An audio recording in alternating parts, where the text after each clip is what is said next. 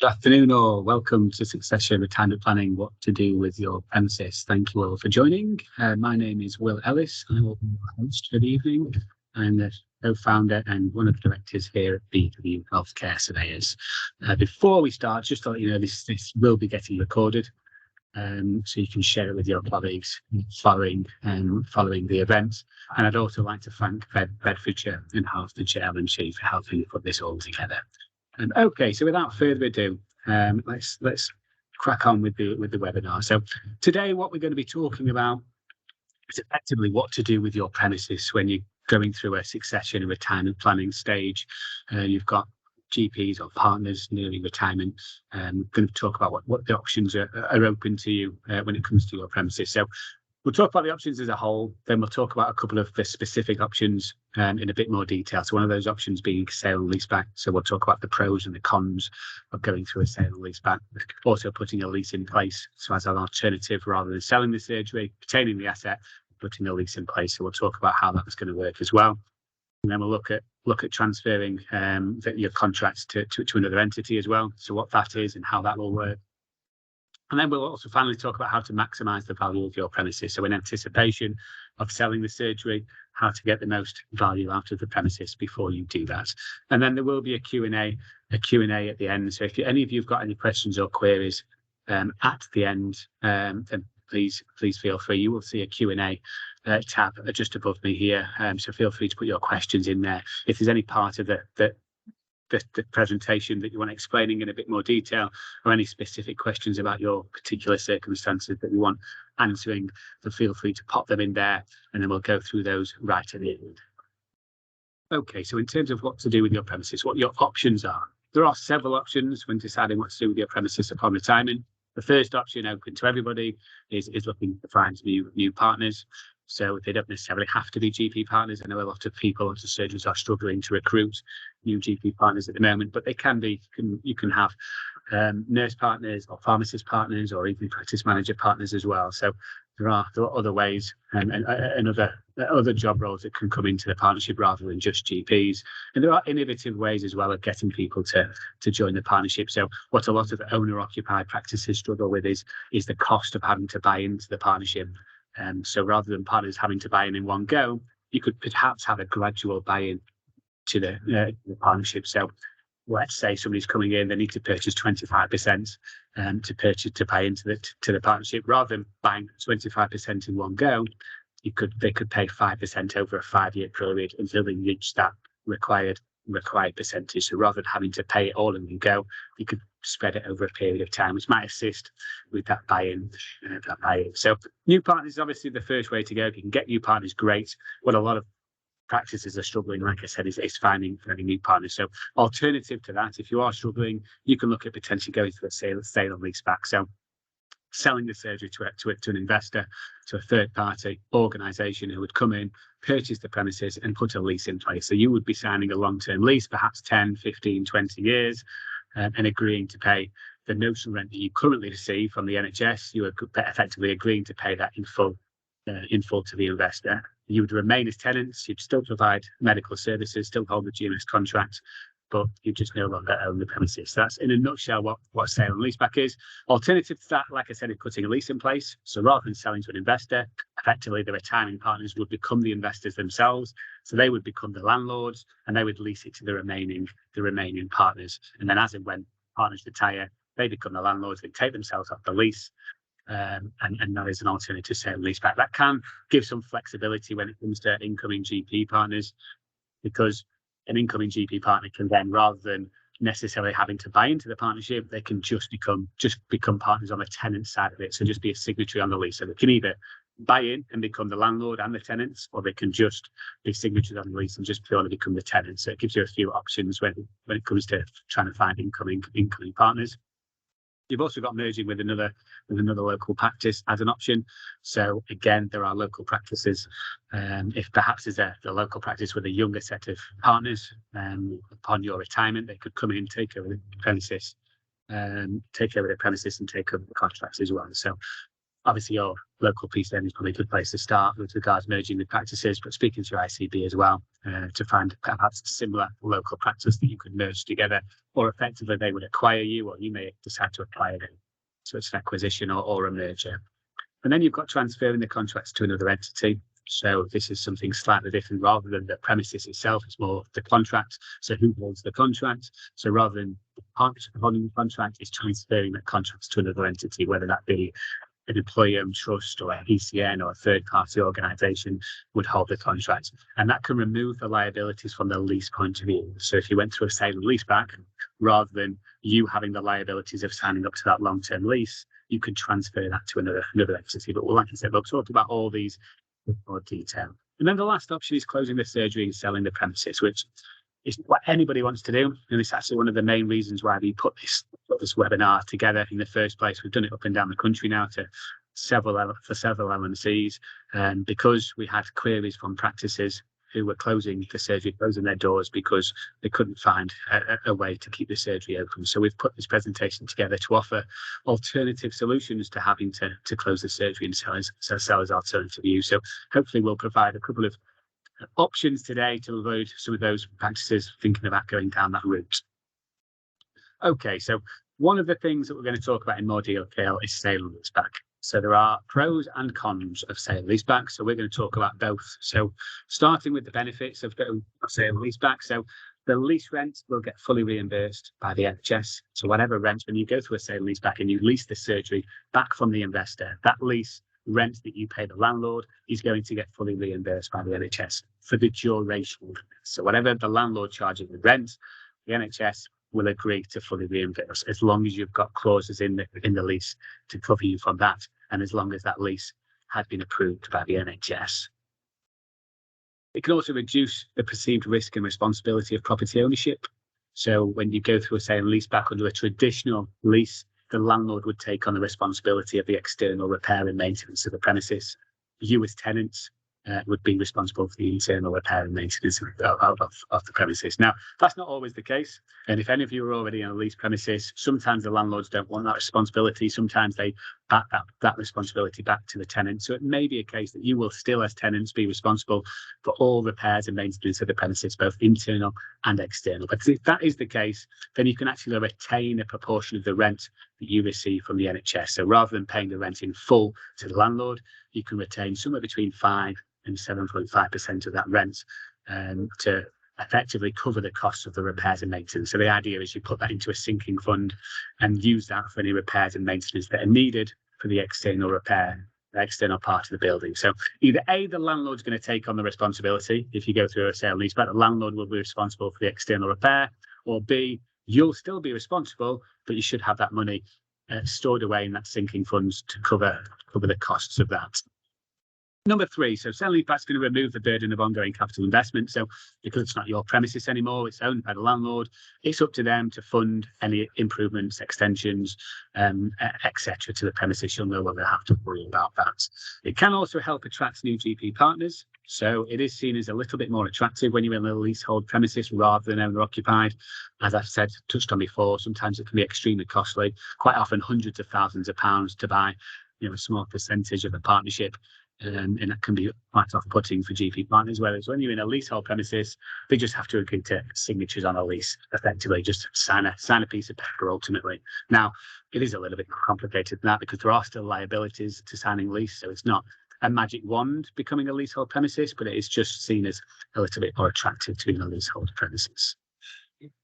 But having a lease in place will generally create a higher premium value of the premises. So when you go through a sale and lease back, when the surgery is valued for sale, it will be valued slightly higher than it would be if it was just valued for a partnership change, for example. Now, the main reason for that is because you'll have an assigned lease in place. So when you're an owner-occupied premises and you go through a partnership change, there's no guarantee that your surgery is going to stay open for the foreseeable future. When you go through a sale and lease back, the investor is not just purchasing the premises, they are also purchasing that assigned lease as well. So it's really important. Two of the main factors when determining value of practices when you go through a sale and lease back are A, the incoming rental, so the notional rent and any other rents that you receive on an annual basis, and then also the length of the lease. So the longer the lease, the higher the value of the premises, effectively. And it can also assist with improvement works, extensions, or even new developments. So I would say this is quite a big reason why practices go through sale and leaseback, because they're in a surgery that's perhaps in need of expansion or upgrades and improvements and bringing it up to modern standards. But the partnership is struggling to fund those improvements themselves. They've spoken to the NHS, the ICB, and there's no money available for the ICB to fund it. So getting an external investor in can be ideal, because that external investor would agree to upgrade, improve, sometimes extend, sometimes even relocate to a new premises. The benefit from the investor is it's going to increase the notional rents that they receive, increase the value of the premises. So there's a benefit from the investor point of view, but your benefit is you're going to be in a brand new spangly building potentially. So that's certainly something that can be talked about as part of the sale and leaseback process. Investor would come in, purchase the premises on the proviso that they spend X amount of money extending or improving the surgery, or even potentially assisting you with a relocation of the premises. And then finally, so in most cases, tenants will have protected rights for a new lease upon expiry. So because under the Landlord and Tenants Act, when the lease expires, you'll have an automatic right to renew for under identical terms, effectively. So if you sign up to a 15-year lease, when that 15-year lease expires, you can sign up for another 15 years upon expiry. Effectively, it stops the landlord from signing you up to a lease and then on expiry just kicking you out and getting a new tenant in. It can be made very difficult for them to do that. Okay, so they're the kind of benefits of sale and leaseback, one of the options open to you. Some of the downsides to counteract it, I suppose, just certainly some of the things that you're going to need to consider before you go through the process. The leases can restrict what tenants do to the surgery. So if you did want to make changes, upgrades, extensions, you're going to have to ask the landlord's permission to do so. As I've mentioned before, it's the landlord's building, so it's up to them to make any improvements and changes to the surgery. So you will have to ask for their permission. You may also have specific obligations on the practice. So when you go through a sale and leaseback, you'll obviously be signing a lease. And in that lease, there may be clauses that state you have to redecorate the surgery every 3 to 5 years.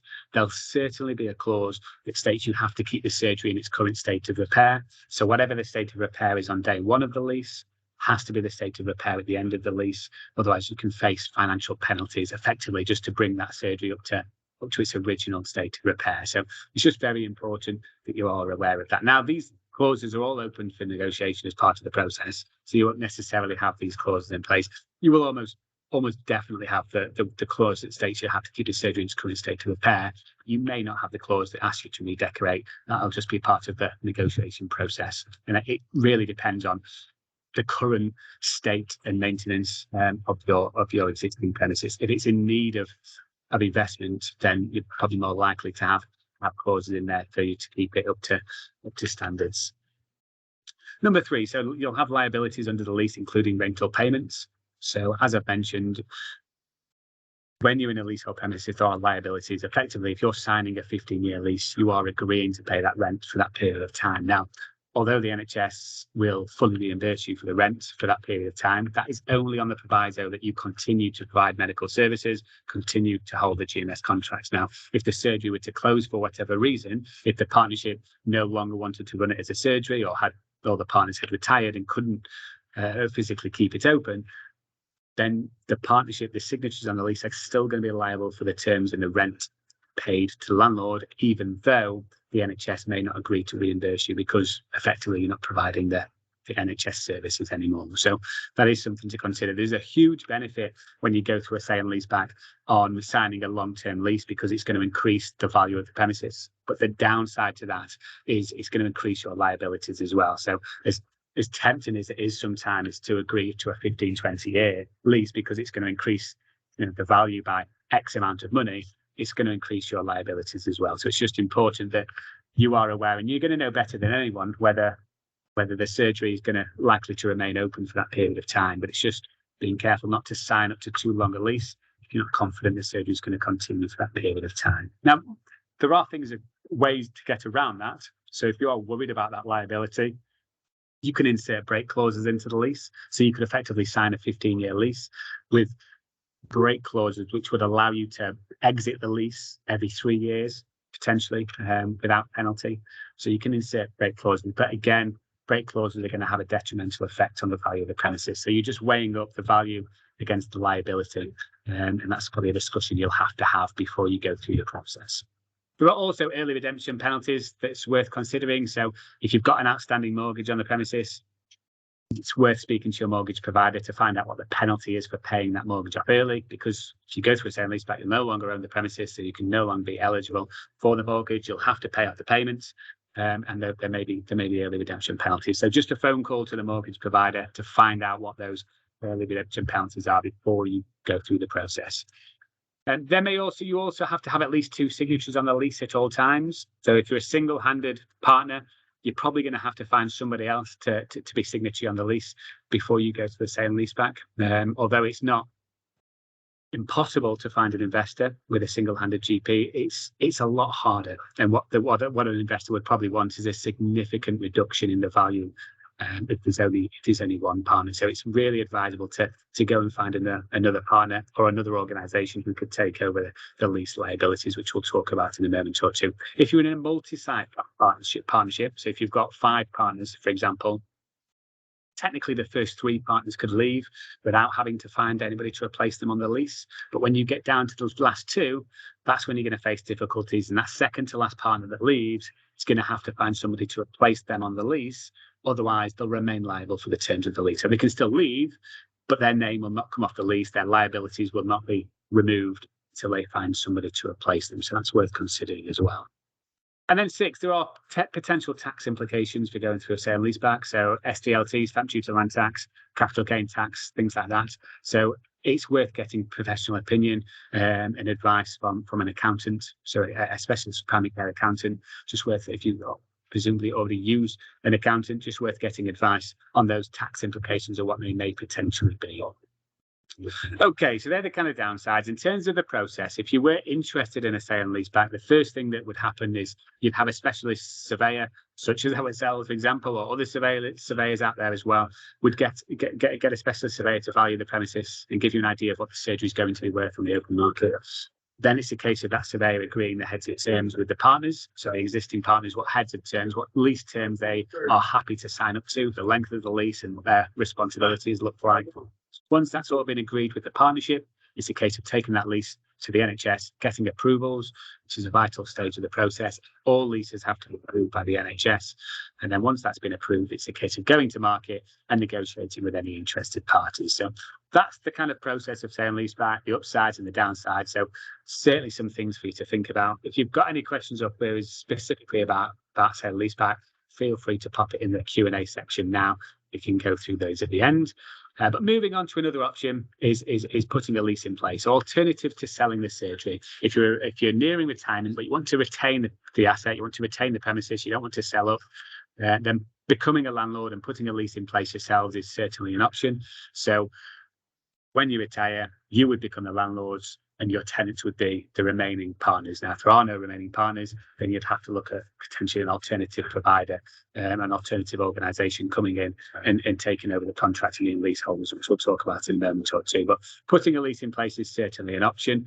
There are a few health warnings when you're putting a lease in place, some things to consider before you go through the process. The first thing to mention is it is very, very important you use a specific NHS GP surgery lease. So an NHS lease, which is quite significantly different to a standard commercial lease. So a standard commercial lease, you've just got a landlord and a tenant.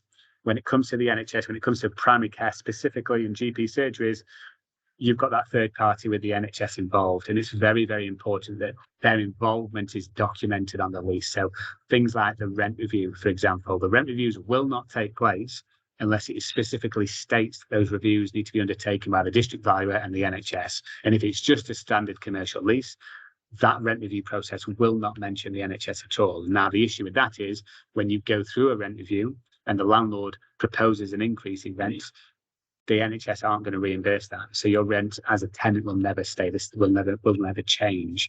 And you the threat is there that you're going to be left with a shortfall. You'll be paying the landlord more than what you're receiving. So that's why it's very, very important that you use a specific GP surgery lease. It's also why it's very, very important to use specialist representation through the process from surveyors like ourselves or solicitors just to assist you to negotiate and ensure that these clauses are inserted into place. The clauses around the lease and the rent review, the clauses around the NHS as well. So just important that you get the correct representation effectively, because then you're going to be covered with all these things, because these are automatically checked by your representation.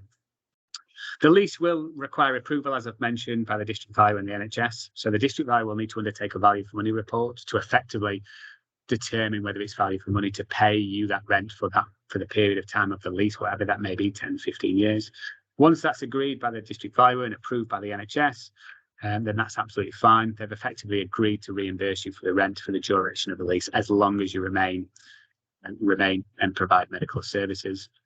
The lease should be on an arm's length terms. So when you go through a lease between connected parties, so if a partnership is a partnership of 5 and one of the partners is retiring, sometimes it can be quite tempting to provide beneficial terms of the lease. So perhaps just rather than having a long-term lease, have a 12-month rolling lease, or have break clauses in there and be generous with the repair obligations and things. It's just important when you're going through and putting these leases in place, important that, again, that you use representation, and take yourself out of that relationship that you have with your ex-colleagues and no doubt friends in some instances, and just make sure you just see it as a commercial transaction, as difficult as that can be sometimes, because it's important that you consider the potential value of that lease and the value of the premises in the future, because although you want to retain the asset now, circumstances can change in 5 years' time or in 10 years' time. And if that does change and you do decide that you want to sell, if you've got a favourable lease, a tenant favourable lease, it's going to significantly affect the value of the premises and sometimes make the surgery almost worthless. So it's just very important that you consider, yes, you want to make the tenants, the landlords have to be happy, but also that you just consider the capital value of the premises as well, and what lease terms are going to affect that. Also, you want to be clearly stating the landlord and tenant's responsibility. It's effectively the whole point of a lease is to clearly state what the responsibilities are, to avoid any potential disputes further down the line. When you're putting a lease in place as well, you might want to check the conditions of your mortgage. Some mortgage conditions will restrict you from becoming a leasehold premises. They'll require you to remain as an owner occupied. So when you transfer and move to a leasehold premises, you'll have to go and seek to remortgage, which in today's day and age could mean a significant increase in interest payments and monthly payments. So just worth checking your mortgage conditions, or speaking to your mortgage provider and asking them if there are any restrictions on your mortgage. And then there's going to be tax implications there as well. So there will just be, even though you're not selling the surgery, there's still going to be tax implications for the lease and taking on that liability. So it's worthwhile checking with a specialist, primary care accountant, to find out what those liabilities are. Okay, so they're the kind of two options when it comes to the premises side of things. Another option with regards to transferring the contracts to another entity. So this is a great option for failing and struggling surgeries, or those who might be facing closure due to GP retirements. It's also great for practices who perhaps don't want to take on the liability of a new lease, or the liability of the contract. So when you sell the surgery, or when you retire and leasing the surgery, again, like I mentioned before, if you're in a single-handed practice, in order to sell the surgery, rather than you taking on the contract and you taking on the lease, you can look at an alternative organisation. So companies like PCNs or GP federations are probably a good place to start. A local surgery, again, via a practice merger, they could come in, take over the contracts, and and take over the lease and the liabilities of the lease as well. There are also several third-party organisations out there who effectively specialise in taking over the liabilities of the lease and taking over GMS contracts. So you've got companies like Operos, you may have heard of before, E. Harley Street, GP Consultancy Alliance, Virgin Care used to do it. So there are several organisations out there who can assist you with that. Also, employee-owned trusts as well can hold contracts now. So rather than the GP partnerships and just restricting it to the partners of the practice, you could extend that to all employees of the practice, all admin staff, receptionists, whoever it may be, could hold shares in the employee-owned trust. And it just allows you to expand that option to all staff rather than just partners, and they could hold the contracts. And the NHS as well, the Foundation Trust or the NHS Trust, the ICBs can hold contracts as well. It is really seen as a last resort in England. It is something they are more pro, I think, in Wales. and in Scotland, but in England, it is really seen as a last resort. And I think the NHS, the ICBs would probably want you to be exploring the other options first. But depending on how important the surgery is to the local community and how easy it is for those patients to be dispersed to other practices, the NHS would probably be willing to take over the contract as well as a last resort. And that's certainly worth an option. And what a lot of practices do sometimes is do both, is go through a sale leaseback and then simultaneously to transfer the contract. We've actually got one client who is selling the surgery, transferring the contract, and the 3 GPs who currently are in the partnership are going to remain in the practice. They're just going to be salaried and local GPs. So just remove all stress and hassle and liabilities completely, because that just wants an easy life, I think, in a particular circumstance. So it can work very well alongside sale and lease back, but also putting the lease in place as well, transferring the contract. So again, if you've got any questions or queries around transferring the contract or putting a lease in place, feel free to put them in the Q&A section and we can go through and talk about that in a bit more detail. If I've not covered anything, you want anything explaining in a bit more detail. The last slide is with regards maximising the value of your premises. So in anticipation of selling the surgery, before you go through that process, what can you do to ensure you're maximising the value of the premises? So the first thing you need to think about doing is checking your notional rent. So make sure your notional rent is checked by an independent surveyor.